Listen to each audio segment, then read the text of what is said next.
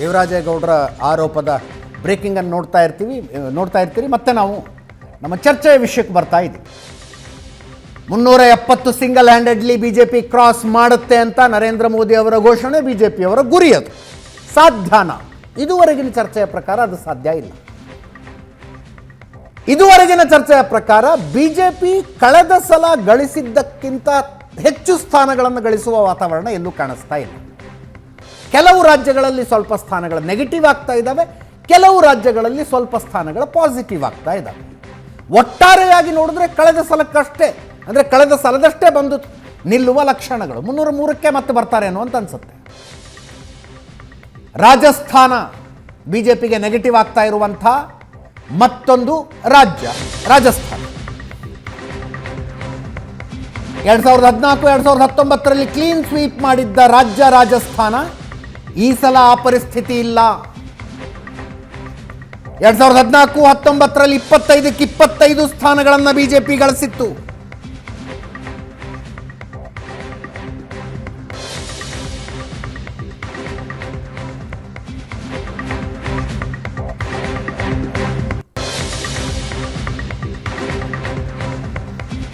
ಈ ಸಲ betting market ಹೇಳೋದು, ಸಟ್ಟಾ ಬಜಾರ್ ಹೇಳೋದು 18ರಿಂದ 20 ಸ್ಥಾನಗಳಿಗೆ ಬಿಜೆಪಿ ಬರುತ್ತೆ ಅಂತ.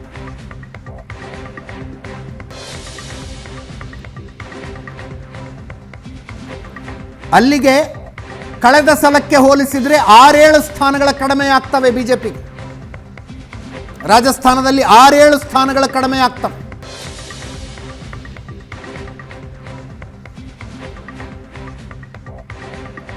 ರಾಜಸ್ಥಾನದ ಕೆಲವು ಇಂಟ್ರೆಸ್ಟಿಂಗ್ ಸಂಖ್ಯೆಗಳನ್ನು ತೋರಿಸ್ತೀನಿ. ಬಿಜೆಪಿಯ ಭದ್ರಕೋಟೆ ರಾಜಸ್ಥಾನ 1999ರಿಂದ 2019ರ ತನಕ 2009ರಲ್ಲಿ 36.6%ಗೆ ಹೋದರು ಅನ್ನೋದನ್ನು ಬಿಟ್ಟರೆ ಬಿಜೆಪಿಯವರು 2019ರಲ್ಲಿ 59% ವೋಟ್ ಶೇರ್, 59% ವೋಟ್ ಶೇರ್.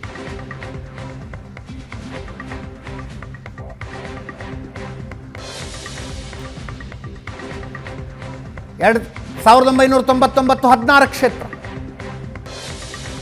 ಇದು ಔಟ್ ಆಫ್ 25 ಕ್ಷೇತ್ರಗಳ ಪೈಕಿ. 2004ರಲ್ಲಿ 21 ಕ್ಷೇತ್ರ, 2009ರಲ್ಲಿ 20 ಕ್ಷೇತ್ರ, 2014ರಲ್ಲಿ 25ಕ್ಕೆ 25, 2019ರಲ್ಲಿ 25ಕ್ಕೆ 25. 2014-19 ಕಾಂಗ್ರೆಸ್ 0. 2019ರಲ್ಲಿ ಕಾಂಗ್ರೆಸ್ ರಾಜ್ಯದಲ್ಲಿ ಕಾಂಗ್ರೆಸ್ ಸರ್ಕಾರ ಇದ್ದಾಗಲೂ ಕೂಡ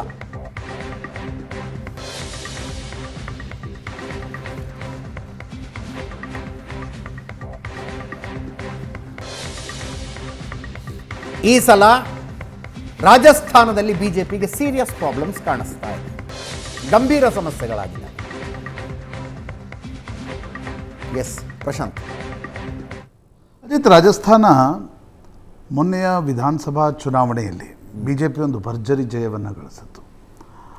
ಅಶೋಕ್ ಗೆಹ್ಲೋಟ್ರ ಒಂದು ಪಾಪ್ಯುಲರ್ ಲೀಡರ್ಶಿಪ್ ಇತ್ತು. ವಸುಂಧರಾ ರಾಜೆಯನ್ನು ಮುಖ್ಯಮಂತ್ರಿ ಅಭ್ಯರ್ಥಿಯನ್ನಾಗಿ ಘೋಷಿಸದೇ ಇದ್ದರೂ ಕೂಡ ಕಾಂಗ್ರೆಸ್ನ ಕ್ರ್ಯಾಕ್ನ ಕಾರಣದಿಂದ, ಅಂದರೆ ಸಚಿನ್ ಪೈಲಟ್ ವರ್ಸಸ್ ಅಶೋಕ್ ಗೆಹ್ಲೋಟ್ರ ಕಾರಣದಿಂದ ಕೂಡ ಬಿ ಜೆ ಪಿಗೆ ಒಂದಿಷ್ಟು ಲಾಭ ಆಯಿತು. ಬಟ್ ಒಂದು ಪ್ಯಾಟರ್ನ್ ಇದೆ, ಒಂದು ಸಲ ಅವರು ಒಂದು ಸಲ ಇವರು, ಕರ್ನಾಟಕದಂತೆ. ಅದರ ಲಾಭ ಬಿ ಜೆ ಪಿಗಾಗಿ ವಿಧಾನಸಭಾ ಚುನಾವಣೆಯನ್ನು ಗೆದ್ದುಕೊಡ್ತು. ರಾಮ ಮಂದಿರದ ಉದ್ಘಾಟನೆಯ ಸಂದರ್ಭದಲ್ಲಿ ಸರ್ವೆಗಳು ಹೇಳಿದ್ವು, ಇಲ್ಲ ಅಷ್ಟು ಸ್ಥಾನಗಳನ್ನು 25 ಸೀಟ್ಗಳನ್ನು ಕೂಡ ಬಿ ಜೆ ಪಿಯಲ್ಲಿ ಗೆಲ್ಲುತ್ತೆ, ದೊಡ್ಡ ಮಟ್ಟದ ಸಮಸ್ಯೆ ಇಲ್ಲ ಅಂತಕ್ಕಂಥದ್ದು. ಆದರೆ ನಾನು ಆಗಲೇ ಹೇಳಿದಂತೆ ಅಗೇನ್ ಟಿಕೆಟ್ ಹಂಚಿಕೆ, ಮಂತ್ರಿಮಂಡಲದಲ್ಲಿ ವಸುಂಧರಾ ರಾಜೆ ಅವರನ್ನು ಅಂದರೆ ಮುಖ್ಯಮಂತ್ರಿ ಮಾಡದೇ ಇರತಕ್ಕಂಥದ್ದು, ಅದು ಒಂದು ಕಾರಣ ಇದೆ. ಜೊತೆಗೆ ಕೆಲವು ಜಾತೀಯ ಕಾರಣಗಳು ಕೂಡ ಕ್ರ್ಯಾಕ್. ನಾನು ಆಗಲೇ ಹೇಳಿದೆ, ಇದೊಂದು ಅಂದರೆ ಹೈಪರ್ ನ್ಯಾಷನಲಿಸಮ್, ಹೈಪರ್ ಹಿಂದುತ್ವದಲ್ಲಿ ಚುನಾವಣೆ ನಡೆಯುತ್ತೋ ಅಥವಾ ಜಾತಿಯಿಂದ ವಿಭಜನೆಯಾಗಿ ಹೈಪರ್ ಲೋಕಲ್ ಚುನಾವಣೆ ನಡೆಯುತ್ತೋ ಅನ್ನೋದು, ಯಾರು ಎಷ್ಟು ಸೀಟ್ ಗೆಲ್ತಾರೆ ಅನ್ನೋದ್ರ ಮೇಲೆ ಭಾಳ ದೊಡ್ಡ ಪರಿಣಾಮವನ್ನು ಬೀರುತ್ತೆ. ಹಾಗೆ ನೋಡಿದರೆ 25ರಲ್ಲಿ 17-18 ಒಂದು ಪಾರ್ಟಿ ಗೆಲ್ಲುತ್ತೆ, 5-6 ಸ್ಥಾನಗಳನ್ನು ಇನ್ನೊಬ್ಬರು ಗೆದ್ದುಕೊಡ್ತಾರೆ, ದೊಡ್ಡ ವಿಷಯ ಅಲ್ಲ.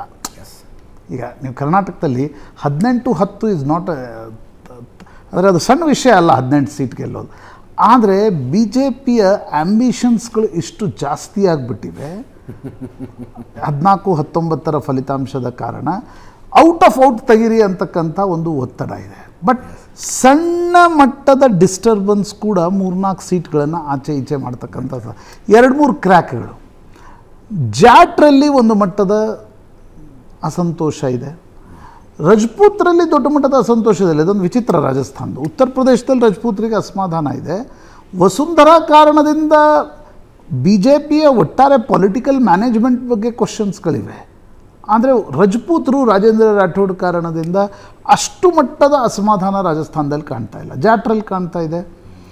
ಸಚಿನ್ ಪೈಲಟ್ರನ್ನು ಮುಖ್ಯಮಂತ್ರಿ ಮಾಡಲಿಕ್ಕೆ 2018 ಚುನಾವಣೆಯಲ್ಲಿ ಕಾಂಗ್ರೆಸ್ಗೆ ಓಟ್ ಹಾಕಿದ್ರು ಜನ, ಗುಜ್ಜರ್ ಸಮುದಾಯ.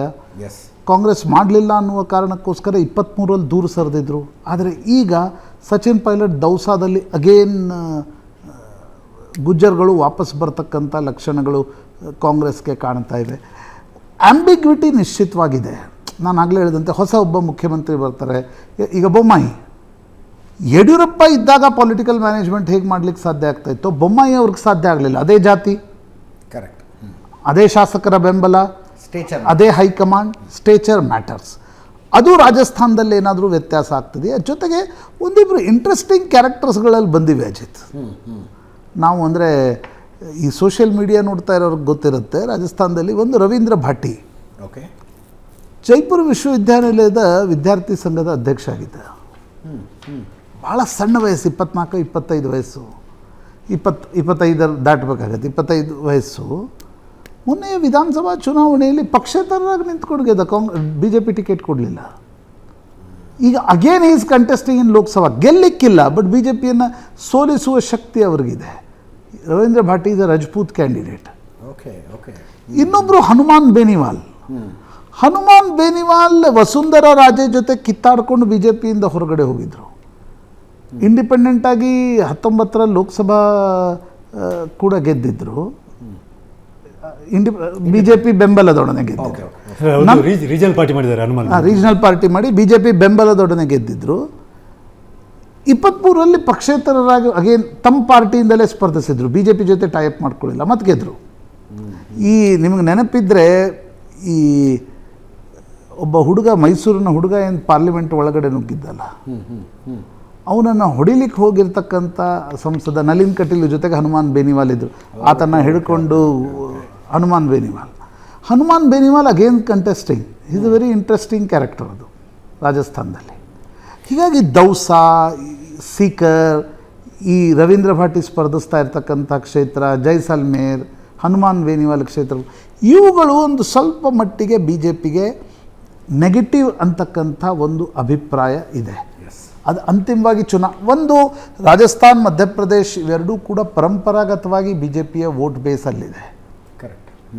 ವೋಕಲ್ ಬೇರೆಯವ್ರು ಕಾಣ್ತಿದ್ದಾರಾ, B J P voter silent ಇದ್ದಾರಾ ಆ ಕ್ಷೇತ್ರಗಳಲ್ಲಿ, ಅಥವಾ ಬಿ ಜೆ ಪಿಯ ವೋಟರ್ ಹಿಂದೆ ಹೆಂಗೆ ವೋಕಲ್ ಇದ್ದರೂ ಅದು ಇವತ್ತು ಇರದೇ ಇರೋದು ಇದಕ್ಕೆಲ್ಲ ಕಾರಣವ ಪ್ರಾಯಶಃ ಜೂನ್ 4ರ ಫಲಿತಾಂಶ ಹೇಳುತ್ತೆ. ಬಟ್ ರಾಜಸ್ಥಾನದಲ್ಲಿ ಒಂದು 3-4 ಸೀಟ್ಗಳನ್ನು ಕಳೆದುಕೊಳ್ಳುವ ಸಂಕೇತಗಳು ಲೋಕಲಿ ಓಡಾಡ್ತಾ ಇರ್ತಕ್ಕಂಥ ರಿಪೋರ್ಟರ್ಸ್, ನಾನು ಈ ದೈನಿಕ್ ಜಾಗರಣ್, ದೈನಿಕ್ ಭಾಸ್ಕರ್ ರಿಪೋರ್ಟರ್ಸ್ಗಳೇನು ಬರೀತಿರ್ತಾರೆ, ತುಂಬ ಲೋಕಲ್ ಆಗಿರ್ತಕ್ಕಂಥ ಬರೀತಿರ್ತಾರೆ, ಅಲ್ಲಿ ಅದು ಸೇಮ್ ಅಭಿಪ್ರಾಯ ಕಾಣ್ತಾ ಇದೆ. ಯು ಪಿ ಎಲ್ ಕಾಣ್ತಾ ಇತ್ತು, ಮೋದಿ ತೋ ಜೀತೆಗಾ ಲೇಕಿನ್ ಇಸ್ ಅಭ್ಯರ್ಥಿ ಇಸ್ ಪ್ರತ್ಯಾಶಿ ಕೋ ಹರಾನಾ ಹೈ. ಅದು ಒಂದು 4-5 ಕ್ಷೇತ್ರದಲ್ಲಿ ಕಂಡು ಬರ್ತಾ ಇದೆ.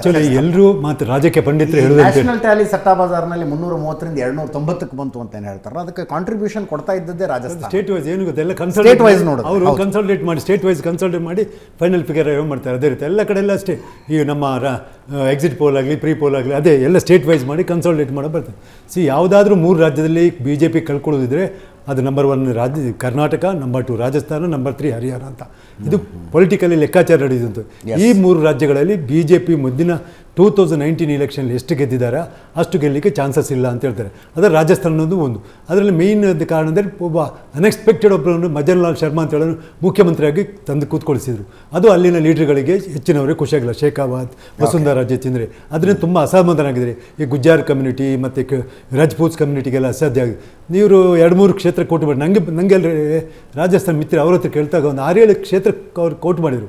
ಚೂರು, ಜುಂಜಾನು, ಶಿಕಾರ್, ಬರ್ಮಾರ್, ದೌಸಾ, ಇಂತೆಲ್ಲ ಒಂದು 6-7 ಕೋಟಿ ಸರ್. ಎಲ್ಲಿ ಕಾಂಗ್ರೆಸ್ ಅಪ್ಪರ್ ಹ್ಯಾಂಡಲ್ಲಿ ಉಂಟು ಕಾಂಗ್ರೆಸ್ ಅಂತ ಹೇಳ್ಕೊಂಡು ಹಾಗೆ. ಸೊ 6-7 ಸೀಟಲ್ಲಿ ಒಂದು 8 ಸೀಟ್ ಅಂತ ಹೇಳಿದ್ರೆ 50% 4 ಸೀಟ್ ಕಮ್ಮಿ ಸೀಟ್. ಮತ್ತು ಅವನು ಈ ಸಲ ಕಾಂಗ್ರೆಸ್ ಬೆನಿವಾಲ್ ಇದ್ದಾನಲ್ಲ, is supported by the Congress ಈ ಸಲ. ಓಕೆ, ಅವನು ಲಾಸ್ಟ್ ಟೈಮ್ ವಿನ್ ಆಗಿದ್ದಲ್ಲ, ಹನುಮಾನ್ ಬೆನಿವಾಲ್. ಈಸ್ ಅಲ್ಲಿ ಕಾಂಗ್ರೆಸ್ನವ್ರಿಗೆ ಕೊಟ್ಟಿದ್ದಾರೆ ಸೀಟ್, ಅವನಿಗೆ ಕಾಂಗ್ರೆಸ್ನವ್ರು ಕಂಟೆಸ್ಟ್ ಮಾಡಿಲ್ಲ, ಅವನ ಸೀಟ್ ಅದು. ಸೊ ಈ ಸಲ ಹಾಗೆ ರಾಜಸ್ಥಾನದಲ್ಲಿ BJP ಕಳ್ಕೊಳ್ಳೋ ಚಾನ್ಸ್ ಉಂಟು. ಒಂದು ಮ್ಯಾಕ್ಸಿಮಮ್ ಅಂದರೆ 5 ಸೀಟ್ ಕಳ್ಕೊಳ್ಳೋದು ಅಷ್ಟೇ. 5 ಸೀಟ್ ಅಂದರೆ ದೊಡ್ಡ, ಅಂದರೆ ಸ್ಟ್ರಾಂಗ್ ಹೋಲ್ಡಲ್ಲಿ 5 ಸೀಟ್ ಕಳ್ಕೊಳ್ಳೋದು ಅಂತೇಳಿ ಈಗ ಕರ್ನಾಟಕ ಆದರೆ ಎಕ್ಸ್ಪೆಕ್ಟೆಡ್. ವ್ಯಾರಸ್ ನೀವು ಬಿಗಿನಿಂಗಲ್ಲಿ ನಾವು ಯಾವ ರಾಜ್ಯದಲ್ಲಿ ಕಳ್ಕೊಳ್ತಾರೆ ಅನ್ನೋದನ್ನ ಯಾಕೆ ಇಷ್ಟು ಸೀರಿಯಸ್ ಆಗಿ ಏನೋ ಚರ್ಚೆ ಮಾಡ್ತಿದ್ದೀವಿ ಅಂದರೆ, ಕಳೆದ ಸಲದ್ದು ಬೆಂಚ್ ಮಾರ್ಕ್ ಇದೆ ರೀ 303, ಅದನ್ನು ಕ್ರಾಸ್ ಮಾಡ್ತಾರ, ಅದಕ್ಕಿಂತ ಕಡಿಮೆ ಬರ್ತಾರ? ಏನು ಗೊತ್ತೆ, ಕಳೆದ ಸಲದ್ದು ಪಿಕ್ಕೆಸ್ಟ್ ಲೆವೆಲ್ ಹೋಗಿದ್ದಾರೆ, ಈ ಟಾಪ್ ಲೆವೆಲ್ ಹೋಗಿದೆ. ಅದಕ್ಕಿಂತ ಜಾಸ್ತಿ ಆಗಲಿಕ್ಕೆ 25ರಲ್ಲಿ 20 ಅಂದರೆ ಒಂದು ಸೀಟು, ಮಧ್ಯಪ್ರದೇಶದಲ್ಲಿ 28ರಲ್ಲಿ 27 ಅಂದರೆ ಒಂದು ಸೀಟು, ಗುಜರಾತಲ್ಲಿ 1 ಸೀಟ್ ಇಲ್ಲ, ಹಿಮಾಚಲ ಪ್ರದೇಶದಲ್ಲಿ 1 ಸೀಟ್ ಇಲ್ಲ, ಉತ್ತರಾಂಚಲ 1 ಸೀಟ್ ಇಲ್ಲ, ಡೆಲ್ಲಿಯಲ್ಲಿ 1 ಸೀಟ್ ಕಳ್ಕೊಂಡಿಲ್ಲ. ಸೊ ಅಲ್ಲಿ ಎಲ್ಲಾದರೂ 1-2 ಸೀಟ್ ಕಳ್ಕೊಳ್ಬೋದು ಅಷ್ಟೇ ಶಿವಾಯಿ. ಈ ಸ್ಟ್ರಾಂಗ್ಗಳು ಯಾವುದೇ ಸ್ಟೇಟ್ ತಗೊಳ್ಳಿ ನಿಮಗೆ, ಈವನ್ ಇನ್ನು SP ನನಗೆ ಇವಾಗಲೂ ಉತ್ತರ ಪ್ರದೇಶದ ಬಿಗ್ಗೆಸ್ಟ್ ಸ್ಟೇಟಲ್ಲಿ ಕೂಡ ಸಹ ಈ ಸಲ ಕಳ್ಕೊಳ್ಳಿಕ್ಕೆ ಅವರು ಗಳಿಸ್ಬೋದು ಅಂತ. ಮತ್ತು ಎಲ್ಲ ಸ್ಟೇಟ್ಗಳೆಲ್ಲ ಅವರು ಔಟ್ ಆಫ್ ಔಟು ಅಥವಾ ಜಸ್ಟ್ SLC ಮಾರ್ಕ್ಗಳಲ್ಲಿ 99% ಅಂತ ಹೇಳ್ತಾರಲ್ಲ, ಆ ರೀತಿ 1 ಸೀಟ್ ಕಳ್ಕೊಳ್ಳೋ ಚಾನ್ಸಸ್ ಇರುತ್ತೆ ಜಡ್ಜ್ಗಳನ್ನ. ಅಲ್ಲಿ ಅವ್ರು ಪುನಃ 98% ಅಥವಾ 95-94%ಗೆಲ್ಲ ಬರ್ಬೋದು ಶಿವಾಯಿ. 90%ಗಿಂತ ಅವ್ರು ಕೆಳಗಿಳುವ ಚಾನ್ಸಸ್ ವೆರಿ ಲೆಸ್. ಎಸ್ ಕ್ವಿಕ್ಕಾಗಿ ಒಂದು ಡೆಲ್ಲಿ ಒಂದು ತೋರಿಸ್ಬೋಣ. 2014 clean sweep, 2019 clean sweep BJP. 7 Lok Sabha ಕ್ಷೇತ್ರಗಳು ಬರ್ತವೆ, 7 BJP ಗೆದ್ದಿತ್ತು. ಈ ಸಲ ಸಮೀಕ್ಷೆಗಳು, ಬೆಟ್ಟಿಂಗ್ ಜಗತ್ತು ಎಲ್ಲ ಹೇಳ್ತಾ ಇರೋದು ಮತ್ತೆ ಕ್ಲೀನ್ ಸ್ವೀಪ್ ಆಗಬಹುದು ಅಥವಾ 1 ಸ್ಥಾನ ಕಡಿಮೆಯಾಗಬಹುದು ಅಂತ. ಲಿಕ್ಕರ್ ಗೇಟ್ ಹಗರಣದಲ್ಲಿ ಜೈಲು ಪಾಲಾಗಿದ್ದ ದೆಹಲಿ ಮುಖ್ಯಮಂತ್ರಿ ಅರವಿಂದ್ ಕೇಜ್ರಿವಾಲ್ ಹೊರಗಡೆ ಬಂದು ಪ್ರಚಾರ ಮಾಡ್ತಾ ಇದ್ದಾರೆ.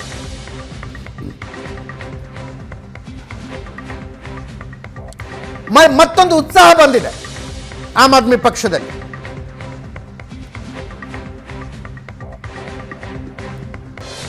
ಆಮ್ ಆದ್ಮಿ ಪಕ್ಷ NDA ಮೈತ್ರಿಕೂಟದಲ್ಲಿದೆ.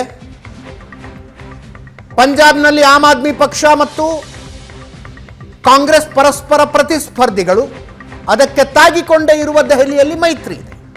4 ಕ್ಷೇತ್ರಗಳಲ್ಲಿ ಆಮ್ ಆದ್ಮಿ ಪಕ್ಷ, 3 ಕ್ಷೇತ್ರಗಳಲ್ಲಿ ಕಾಂಗ್ರೆಸ್.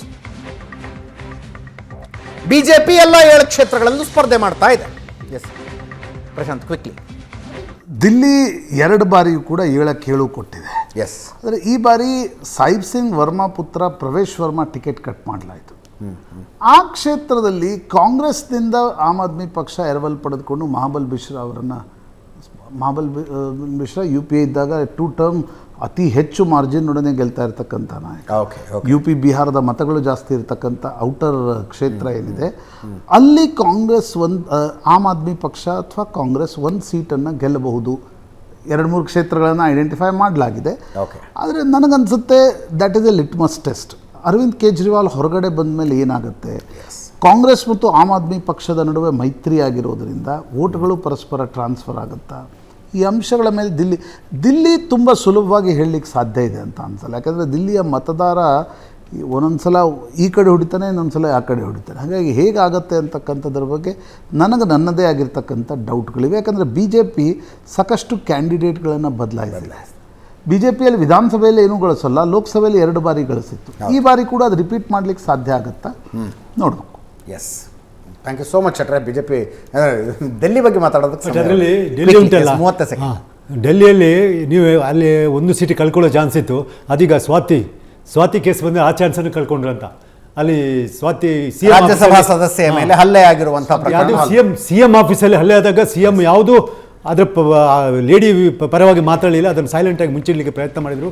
ಹಾಗಾಗಿ ಅವ್ರಿಗೊಂದು ಅಡ್ವಾಂಟೇಜ್ ಇತ್ತು ಆ್ಯಕ್ಚುಲಿ ಅವ್ರು ಜೈಲಿಂದ ಬಂದ ಮೇಲೆ. ಆ ಅಡ್ವಾಂಟೇಜನ್ನು ಕಳ್ಕೊಳ್ಳೋ ಲಕ್ಷಣಗಳು ಕಾಣ್ತವೆ. Let us see. Thank you Shankar Shettar, thank you Prashant. ಇದರೊಂದಿಗೆ ಇವತ್ತಿನ ಲೆಫ್ಟ್ ರೈಟ್ ಆ್ಯಂಡ್ ಸೆಂಟರ್ ಮುಗಿಸ್ತಾ ಇದ್ದೀನಿ. ನೇರ ದಿಟ್ಟ ನಿರಂತರ ಸುದ್ದಿಗಾಗಿ ನೋಡ್ತಾ ಇರಿ ಏಷ್ಯಾನೆಟ್ ಸುವರ್ಣ ನ್ಯೂಸ್.